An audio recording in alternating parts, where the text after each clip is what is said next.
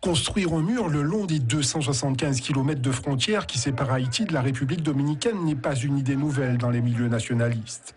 Mais il fait cette fois-ci l'objet d'un projet de loi déposé très officiellement par Vinicio Castillo, le chef de la droite dure qui vient d'entrer au Parlement dominicain en remplacement de son frère, propulsé ministre de l'Énergie. À Saint-Domingue, la famille Castillo, père et fils, est connue pour ses positions clairement anti-haïtiennes. Avec leur parti ultranationaliste, le FNP, ils mènent depuis des années des campagnes contre leurs voisins accusés de représenter un danger pour la survie de leur pays.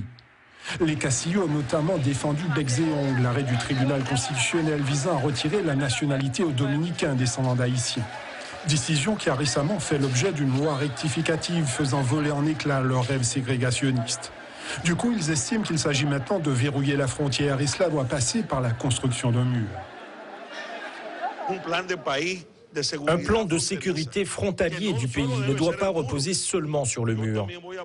Je vais aussi proposer dans cette loi des sanctions contre les employeurs. Les entrepreneurs qui embauchent de la main-d'œuvre illégale, cela veut dire qu'on doit voir le mur comme un aspect, une partie du problème dans un paquet de mesures. Une barrière physique entre les deux pays représenterait le mur de la honte, estiment les organisations dominicaines des droits de l'homme. Elles mettent aussi l'accent sur l'inefficacité de ce genre de mesures.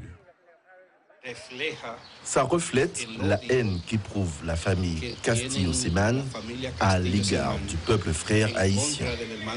L'idée de faire un mur dans les pays frontaliers ne résout pas le problème. Et pour avoir un exemple seulement de cela, il suffit d'aller au Mexique et aux États-Unis.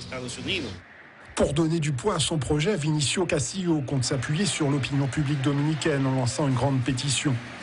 De quoi sans doute entretenir les vieux démons qui minent les relations entre les deux pays.